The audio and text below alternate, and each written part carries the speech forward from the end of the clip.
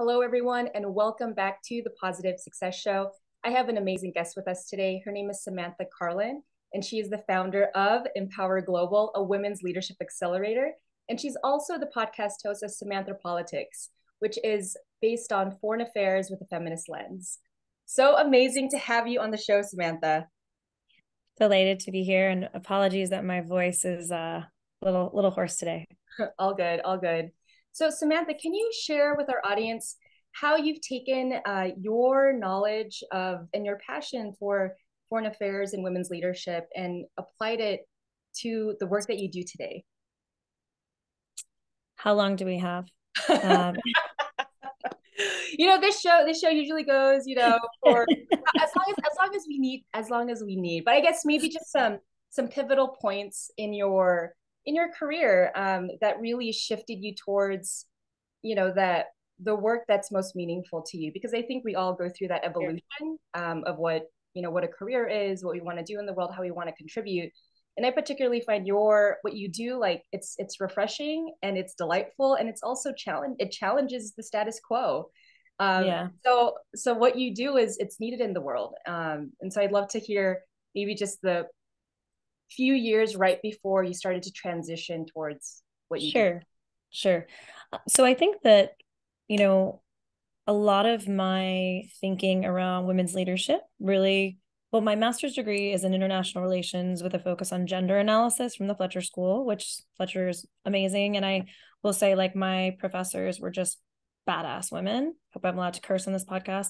Like one of my professors, Kim Tyden, she was was supposed to get tenure at Harvard. She was fired because she was outspoken on behalf of victims of sexual assault.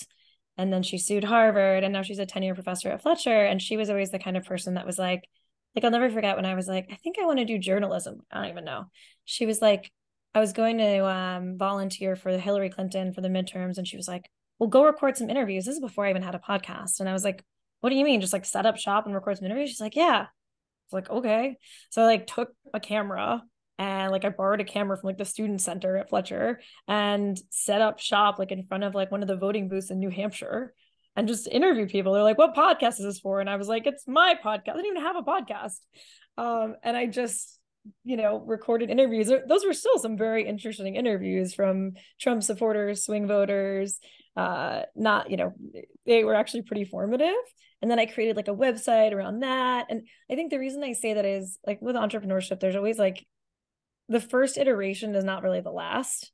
Like that was like my first iteration of like, oh, like what would like a podcast look like, right? But then after graduate school, I worked for an organization called Ashoka.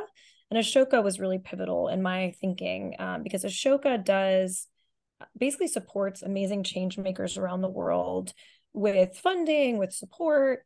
And what I started to realize after being at Ashoka and primarily working with the women's rights activists was that these women were incredible, and they were leading and changing systems in ways that was different from the way that I always thought leadership looked. Mm-hmm. And I was amazed by them. And I did a bunch of interviews for another podcast that I never really published. And Ashoka decided they didn't want because I don't know, they didn't like it for some reason.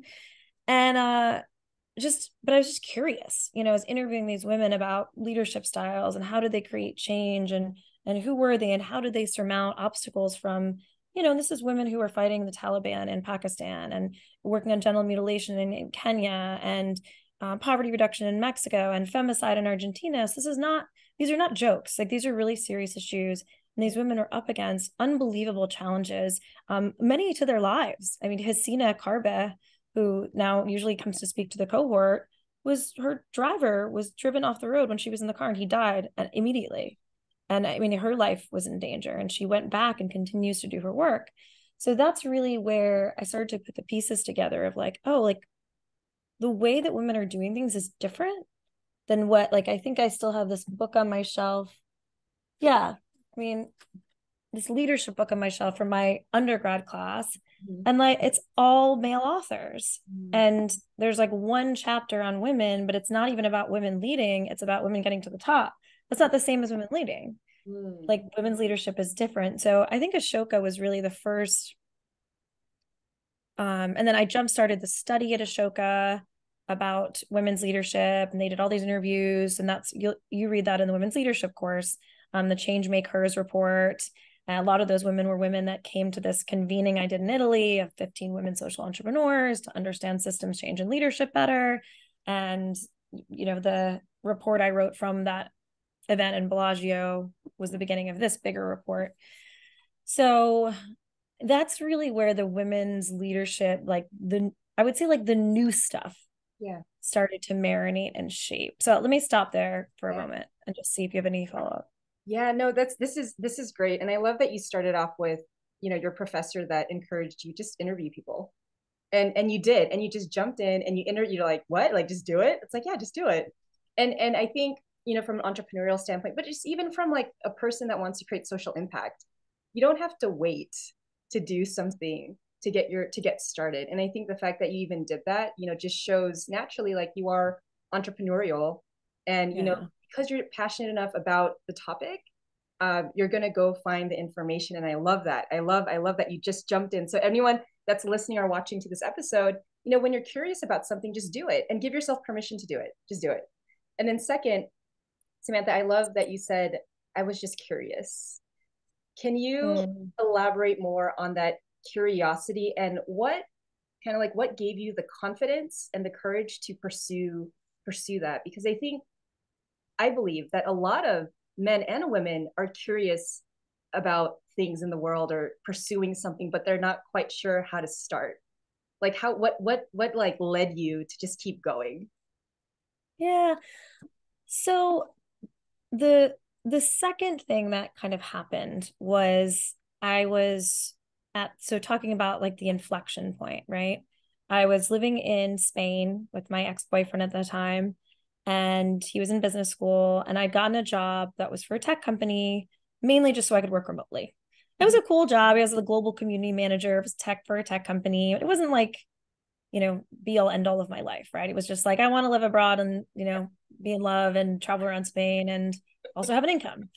And I lost my job that year in like March of 2019 because I raised some red flags, ethical red flags that I was not in agreement with. Like, my values have always been very strong, and was laid off unceremoniously for, reasons that I don't even remember what they said at the time.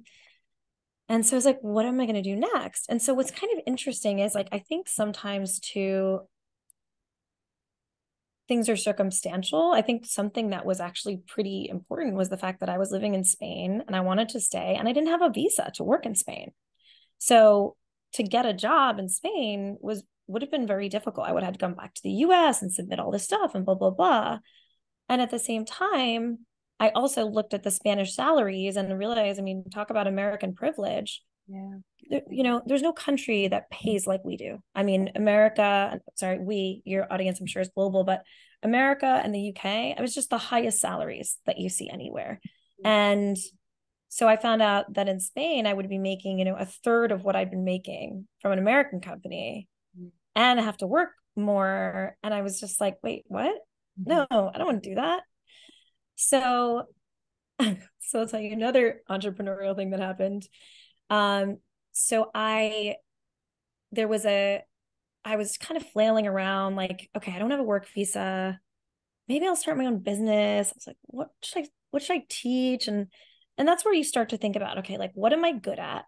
Yeah. What does the world need? And what will people pay me for? And what do I enjoy? Right? What brings me joy? What am I good at? What will the world pay? What does the world need? And what will people pay me for? And so first I was like public speaking, because I used to be an opera singer and actress, and I love to perform. And I knew a woman in DC who has like a public speaking training firm that was doing really well, but I wasn't so passionate about teaching public speaking. I wasn't. Yeah. And then there was a conference called the Horasis Extraordinary Meeting in Portugal, which is invite only. I managed to somehow finagle myself an invite. I don't remember how. And then I managed to finagle myself and then I saw there was a woman speaking at the conference that I was a LinkedIn connection with. And I reached out to her to say, I'd love to meet you at the conference, whatever. And she said, oh, actually, I'm not going anymore, because it was an unpaid speaking thing. I have a paid speaking thing. So I emailed the conference organizer and said, hey, I heard that this panel, which is about the Me Too movement, she's not coming. This is my expertise. I'd be happy to speak. And so he was like, oh, great. Like, sure. Loved you. And then I was spoke on this DEI panel. And then I was the most knowledgeable person on the DEI panel. I mean, they had another story for another time. Some guy tells some story that totally contradicted gender equality. But then, you know, I schmoozed with the conference organizer. Frank was a lovely guy. And he's like, you know, we have a Me Too panel tomorrow. You want to speak on that? Yeah. So I went from not being invited to this conference at all to speaking on 2 panels. And like, it was like, you know, but I mean, I hustled, you know, like I found creative ways to, you know, I looked for, like, you know, entrepreneurship is like looking for opportunities, right? Yeah. And I didn't really like have a purpose at that time. I just was like, oh, like I want to speak at this cool conference. Oh, and my ex-boyfriend was going as like a note taker for his grad school. So I was like, okay. And then I had I think this story is just so important. I had this breakfast with a bunch of women. It was like 10 women. So this is pre-Women's Leadership Challenge. 10 women. Somebody that I met at like the happy hour was like, do you want to come to this breakfast tomorrow with these 10 women? I was like, sure. So we had this circle of breakfast, you know, 10 women from around the world, just talking about what we're up to and having like asks and gives.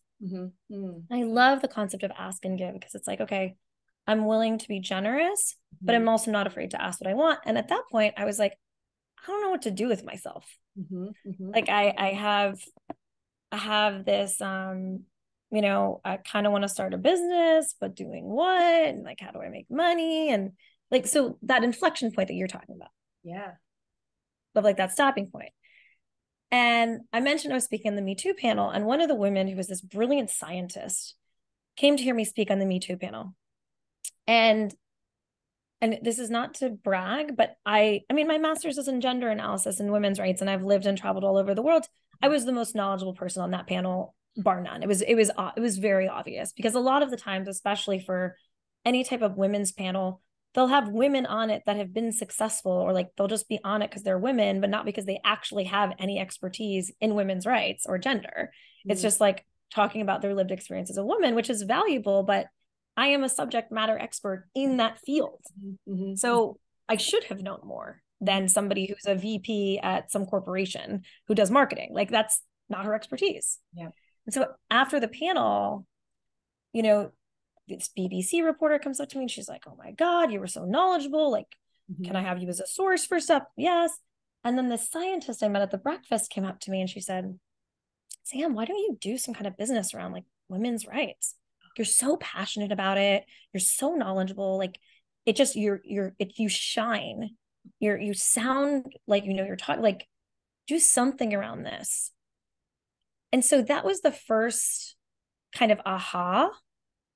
And people have this myth that it's like, oh, you have this one mentor who's like the person that guides you the whole way. Like I don't remember this woman's name, but I'll always be grateful because she observed, she listened, she saw me, she took the time, and she was like, this is what you should do. And that was the beginning, I will say. Wow. That's, I mean, just it gives me goosebumps listening to the story because it was a series of events and nudges, but like the whole time it was like right in front of you because that's who you are. And, you know, you had to have, not had to, but just based on where you put yourself and your hustle, like all of, like even speaking on the panel, it led you to that conclusion. And I think it's so amazing and quite, and what I love about what you have done, Samantha, is that you've taken a hard subject and you've made something creative out of it. You've made a business around it. Because I think a lot of change makers in the world, they'll have an idea, they're passionate about it, but like, oh, how do you even make this into a business? And the fact that you have is just in and of itself a huge leap in terms of people seeing what you're doing and imitating you and being like, oh, like look, Samantha did it. Now I can do it too, like based on the topic that I'm passionate about. And so that's why I think your story is so important to highlight because no matter what you want to pursue, it's like, you know, building a business, creating widgets, or building a business, you know, making social change.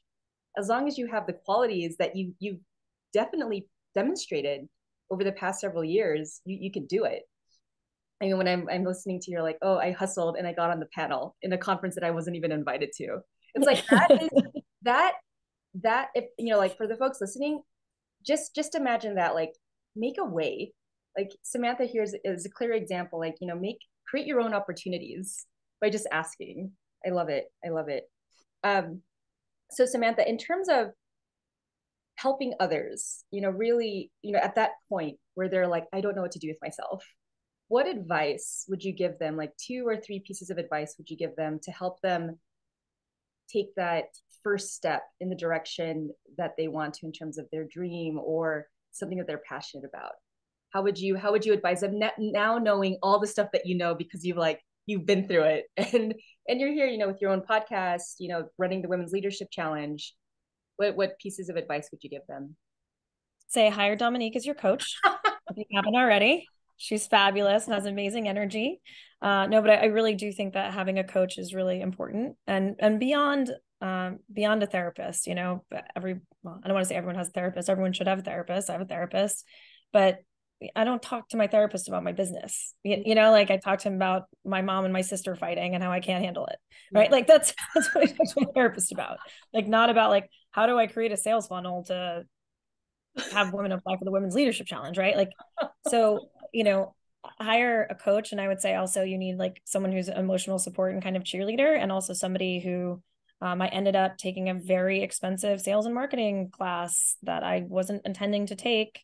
Yeah. And, I have to give credit to Alex at Clients in Abundance. He called out my crap and was like, how long are you going to sit on this before you start doing something? And I had so many small hesitations that just, do I put my price on the website? Do I not? Like, why am I worthy of even like selling this product that no one's taken? Because when I launched the program, like there's no proof. Like now I have testimonials of women being like, oh my God, it changed my life.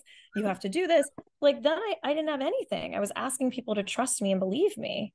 And, I was selling myself essentially, and an idea, which is that we've been taught leadership by men for the last bazillion years, and we need a new style of leadership if we're going to stop the world from sinking, forest fires from happening, Roe v. Wade being overturned, wars in Ukraine, like Afghanistan going back to the dark ages. Like we need different styles of leadership. And so I think it was also a vision I was enrolling people in. But getting those coaches of like business coaching, and also like your kind of like positive psychology coach who can really just like support you. And like when like you're like, I don't know if I can do this, they're like, no, you can. And here are the people that are waiting for you to serve them, and you're doing a disservice by not making your program available. So that's the first thing. And I will say, like when I started the Women's Leadership Challenge, it was much, much cheaper than it is now. Like it was like a beta price. And like it was just a lot cheaper because I was like, okay, it was 8 modules at the time. Now it's 15, probably end up being 16. And I'm even thinking I kind of want it to be a year and be 25, because I like there's so many aspects of leadership, plus women's rights, plus personal development to work on. Like there's stuff I want to add that I haven't even put in. Like I'm working on like growth mindset and all this new stuff. So I think that's the first thing, is that you don't have to do it alone. Yeah. And that's the same ethos of the Women's Leadership Challenge that I teach. This 6 months transformative leadership course is women, a lot of them join because they want support from one another. And some are entrepreneurs like you, some are not. But to have the feedback of a group of really smart, ambitious women and the positive energy to do stuff is just, it's invaluable. And a safe space to talk through the I met a coach once and she said that, the little voice in your head, like give it a name, to talk through this voice that's like, well, your imposter syndrome voice, and well, who do you have the right to be doing this? And I have a million questions. And because I have questions and I'm confused, I'm just going to use as an excuse not to take action. Yeah. So so I would say coaching is, so I'll stop there first before I give my next tidbit to see if you have any feedback. Okay. Yeah, no, I think it's just that piece of advice, like don't do it alone. I think as you say that, and identifying as like a high achieving person, I thought before, like I had to figure it out all on my own. Like because I always did. But then coming into entrepreneurship, I'm like, oh, you have to have mentors, you have to have advisors, you have to have people that are going to help guide you and ask you questions because they've already been there, to help pull you through to the other side. And I think that in and of itself is a huge, huge piece of it, huge piece of advice that's very valuable. And I keep asking, and it's vulnerable sometimes, and there's, you also have to be respectful of knowing, like, okay, when is someone, when does someone really want to help me and not charge for it? And when do I need to say, okay, I'm going to offer you money, right? Or something in exchange of, and that's a balancing act too, because sometimes you get to the point too where you're like, okay, I just need to hire people. But you can always ask. And like, just a shout out to Tori Graff, who was my first person who did the program. She coined the term build your own damn table. And she continues to be a resource. Like just today, I sent her my baseline assessment questions for the Women's Leadership Challenge because I want to start doing a survey, and was like, do you mind taking a look at this? I mean, she's our only corporate sponsor. So shout out to Trillium Creative Solutions, which is learning and development. But, would you mind taking a look at this? Like, this would really help me out. I've had women from the class even offer and be like, hey, like this, you could have done this better in this class, or here's some tips from when I was an instructional designer. And so continuing to ask and get feedback and give people opportunities to help you while still saying to them, like, especially if you're asking for stuff and not paying, like, what can I do to serve you? Like, what can I do to help you? Whether it's coaching or, whatever it is, to be of service to them. And some people will say, like, I don't need anything from you. Like, I want to help because I'm successful and I've been there. Yeah. And I recently, like, for the first time, like, took a girl under my wing for free as like a mentor. And I was very careful not to do that for years because it's my business. And I don't know, I was like, I'm at the financial point where I don't have to have private clients. I don't necessarily even want them. I'd rather do group. Yeah. And I met this young woman who had this incredible life story of like leaving Syria with her family in the war. And she's just like bright and capable. I just really liked her. And I said, you know what? Like, you've had a hard go of it. I feel guilty for what my government didn't do to stop the Syrian war, to put you in the position that you're in now. And she was still successful. I said, let's have a monthly call. We could just chat about career stuff and whatever you want to talk about. So, yeah, I think it just, the world is like, again, going back to the ask and give, this continuous circle of like, okay, this person helped me, so I'm going to go now pay it forward to somebody. And I had a woman once say to me, Jacqueline Morgan, she's on a call with me. She goes, do you have a mentor? I go, no. She goes, I'm going to mentor you. I was like, what do you mean? She's like, I've been doing this mentor program because I wanted to mentor, but I haven't really liked it. And I really like you. So I'm going to be your mentor.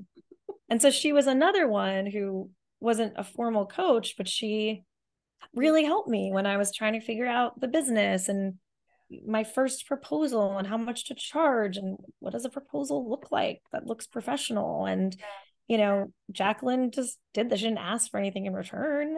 So I think it's just like being willing to take that from the world, and also being willing to give that, so that, because women feel a lot of guilt, right? Of like being like, oh, well, I don't want to be a burden on people. I don't want to ask for too much. Like, ask, but also give.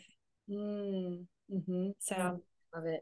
No, there's so many gems. I'm like, I have to re-listen to this to just write it all down. So what I've heard from you so far, Samantha, it's don't do it alone, ask for feedback. And then the third is pay it forward, which is just such an amazing, like, little, jam-packed with a lot of wisdom. Since we're talking about a lot of women's leadership, can you give the audience a glimpse into the purpose behind the Women's Leadership Challenge, and then also what they could expect to learn if they, were to choose to go with it, to try it out, to really expand themselves? Because as a participant, I've only gone through one session, but I'm just like, I'm so excited and so just hopeful for what's going to come out of it. Like, I don't know what's going to come out of it, but I do know it's going to be something freaking awesome. So can you give folks an idea of what it looks like, what to expect to learn, and just maybe some, I don't know, just a story or two, just maybe a story of a success story that came out of the Women's Leadership Challenge? Sure. So I like to say the Women's Leadership Challenge is a program to help you step into your power, rise to the top, and create social change. So I think there is an element of the women that are drawn to the course tend to have a social conscience, right? It's not just, and this is where my program is different, or our program is different than other programs. And I saw an opportunity is that most programs are like, okay, let's get you to the C-suite of JP Morgan. Mm-hmm. And it's like, okay, great. But like, what about climate change, and what about women's rights, and what about all these things, and mental health crisis? Like we have fundamentally broken problems in our world that need to be solved. And we need smart women working on them. In addition, and I'm not saying you should do that and not go make money at JP Morgan, but I also want women to have a change lens about them. But the first part of the course is really about stepping into your power. And so that's the first chunk. I call it deconstruction, which is about deconstructing your past. So that's the course that you and I are going to have tonight, which is about, I call it deconstructing your inner patriarchy. So what are the lessons you've been taught about what it means to be a woman or to be a woman somewhere else? What are the systems that oppress women from the media, religion, parents, culture, government? There's so many invisible systems in the world that are telling women how they should look and behave and be, and that they literally inherently have less value than men. That look at Iran, that they should be policed by people who are more moral than them, and that which again says that they don't have the competence to make their own decisions. The morality has to be put on top of them, and they have to be controlled. And a lot of that stuff can be internalized. And so it's helping people release what the past of things they've been taught, and that you might not even know. Like for me, my dad was always the breadwinner, and my mom's a psychologist, but always had a side practice. Like she's not the main breadwinner for the house. And so I was always taught, like, go marry a rich man.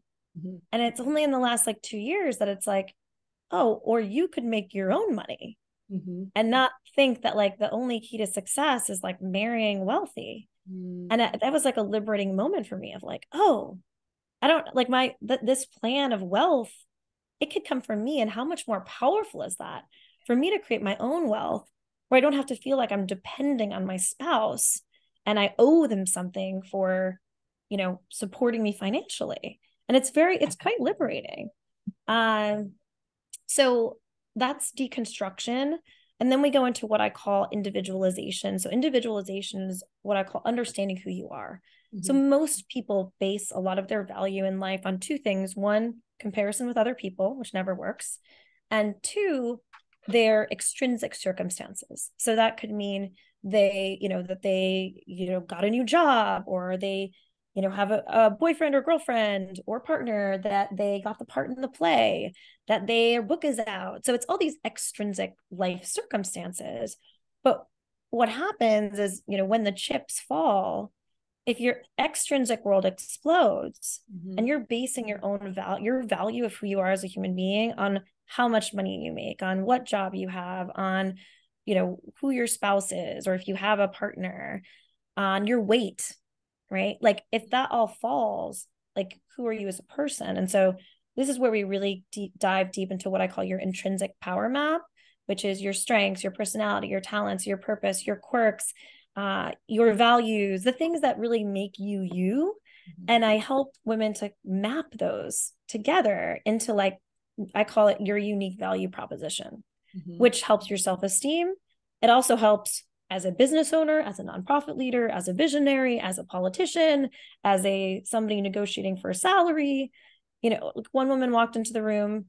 She said, here are my top 5 strengths. She negotiated herself a $25,000 raise.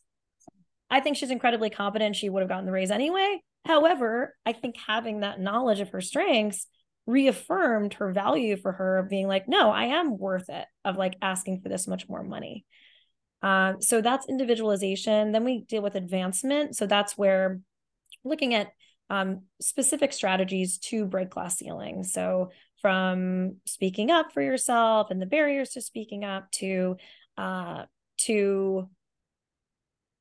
like negative thought spirals. How do you get out of negative thought spirals, to setting boundaries and saying no, and the classic things that get in women's way. Mm-hmm. Mm-hmm. Then from individualization, then we get into, well, there's one class called Build Your Own Damn Table, which is about feminist entrepreneurship, which is kind of randomly thrown in there for the wannabe entrepreneurs. I love it. Then we really get into leadership, right? So the idea of this arc is that you can't be a leader if you're not feeling good about yourself and feeling courage. And a lot of that courage comes from self-awareness and knowledge and support. So then we get into, what is feminist leadership? What are the practices? Why is it needed in the world? Case studies of feminist leaders, principles of feminist leadership. And then move from that into, how do you create institutional change? Mm-hmm. Along the way, there's speakers that come. Well, I mean, mostly it's me, but we got a few pretty awesome speakers. And it's not, the idea of the class too is that it's not just about me, because I keep the cohort small to under 10 women. I'm creating a lot of space and room for everyone to dialogue with each other. So the biggest aspect of feminist leadership is that I don't know everything.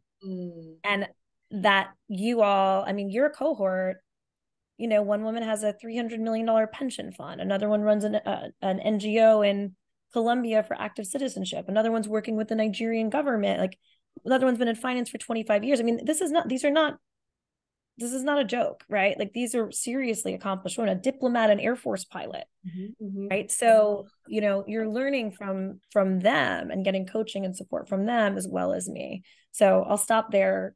Pre-success stories, which I could talk about for 20 years. No, this is great. And I love that you broke it down. First stage is deconstruct your inner patriarchy. Second is individualization. Third, advancement. And then fourth, build your own damn table. I think and I love, Samantha, that you're starting with the individual, because I've taken leadership classes before where it's all about like, okay, what is the problem? How are you going to solve the problem?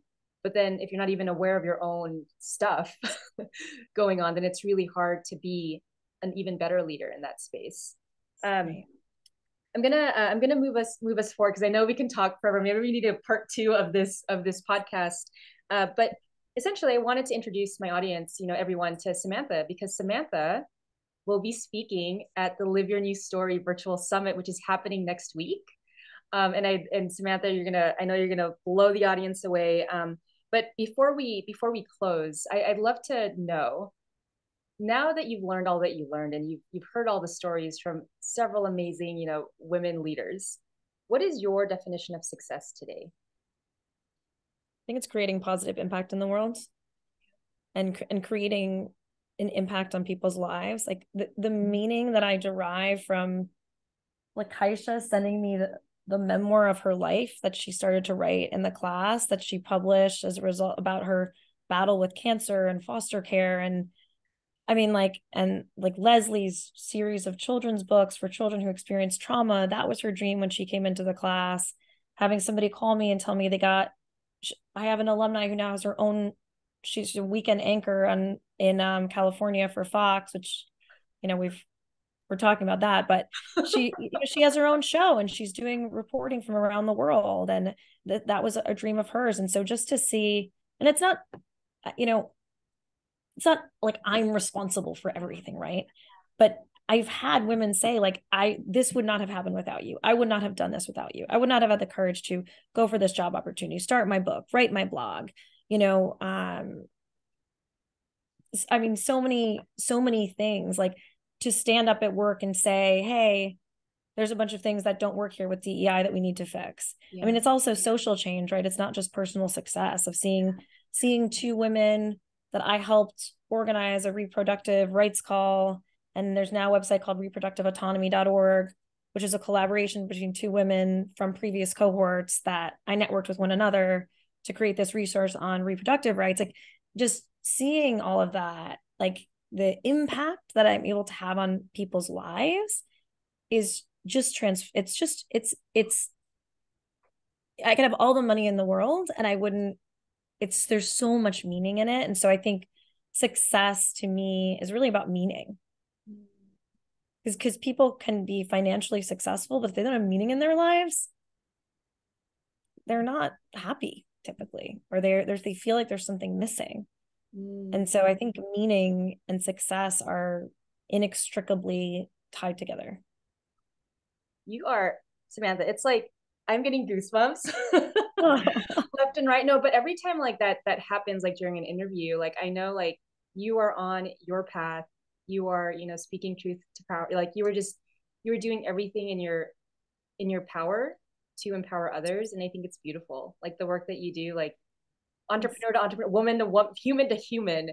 It's like I know you're going to continue to change lives dramatically, and I can't wait to like be part of that as well. And Yeah. for the folks that are inspired by this conversation, like whatever dream that you have, whatever you want to create in the world, like you can do it. And if you are vibing, excuse me, with Samantha, like definitely reach out to her. Samantha, how can folks contact you? Where do they sign up? Like, where are you on the internets? So the interweb.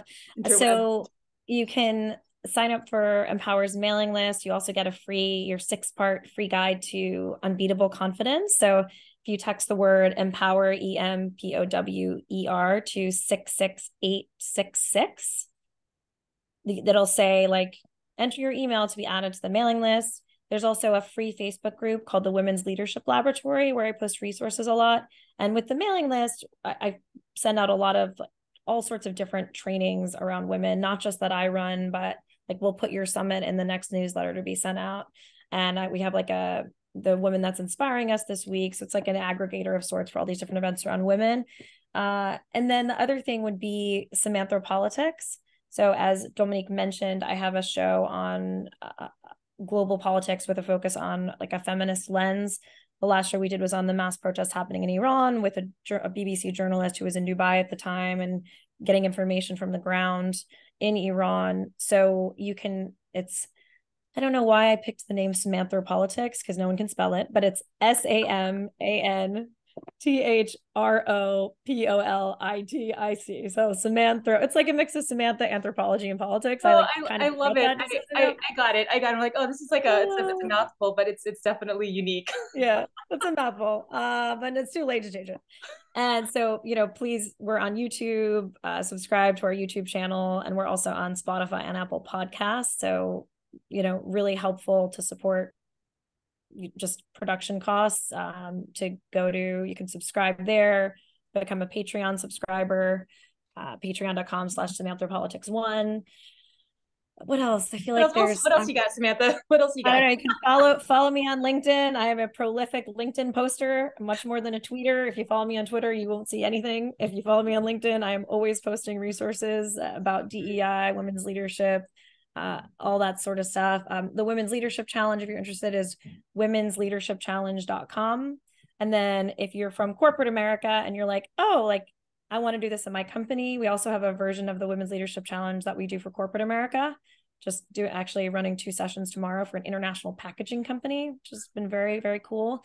So you can look at empowerglobal.net or the Women's Leadership Challenge. And then our email is info@empowerglobal.net. I love it. You have it all all down. I will definitely have this in the show notes so folks can click on the link, connect with you with whichever way that they want to. And again, Samantha, amazing, amazing work that you're doing in the world. It's been such a pleasure having you on the show. I can't wait to have you on again, like, and see what you're up to and all the different awesome things that you're Can doing. I ask you something? Yeah. What's your definition of success? Oh gosh, turn the tables around. Turning it back. Turning it back. Oh, you're gonna make me think now. You know, so the reason why I started all of this, becoming an entrepreneur, pursuing work, helping people be their best, is that I wanted to be better, and I didn't want my life just to be about extrinsic achievement. I lived a lot of my life doing that, and I found having a family and moving abroad every 2 to 3 years, like if I kept chasing that external award, I would never be happy with myself. And so success today is being able to interview and connect with awesome people like you, get inspired, and then be able to get off this call and go make breakfast for my family and be available. I think that for me Beautiful. is time. It's time, and time with family and having meaningful work. It's not just about having a job. It's about having a purpose. And so I think with what I do, that's success. It's time with family and doing meaningful work in the world. I love it. It's beautiful. Love it. Thank you for asking me. No one's ever done that to me. I'm like, oh, see everyone, that's why you gotta connect with Samantha, because she's gonna challenge you. She's gonna, I will push. I'll push you. she's gonna push you. But I'm gonna again, warn you, I will kick your butt. If you try to tell me you're not applying for some job because you're not qualified, I literally just had this woman, Dominique. She just got a job offer going from being like a conference coordinator to being a senior policy advisor for an undersecretary at a major government agency. And she literally said, like, I coached her through the interview process. Her cohort was like, you have to apply, like, do this. She was like, I'm not qualified. I talked her through all the reasons she was, why she was different from the other candidates, what to focus on, helped her with interview prep. And, I didn't charge her any extra above and beyond the class. Right. She's in my cohort and she got the offer. I mean, it's so cool. Right. And so it's cool. so cool. So, yeah, you don't have to do it alone, whether you do the Women's Leadership Challenge or get coaching from Dom or both. Like, that's just, I don't remember what my point was there. Oops, but I had a point. I think what you're saying is just ask for help. Ask for help. Yeah. Like, don't do it alone. And I think, you and I, we're both still on this entrepreneurial / social change journey. And we'll continually help each other out. But yeah, so if anyone listening or watching, they want to connect, please connect with Samantha. Please connect with me. Again, Samantha, thank you so much for being on the show. I can't wait to have you on again. I'm sure, yeah, we'll have you on again. We'll have different stories, different inspirations. But yeah, maybe when the next Women's Leadership Challenge, that next cohort is coming up, we'll have you back on. It's my pleasure, Dominique. Awesome. Thank you so much for having me on the show. Thank you. Note or what exactly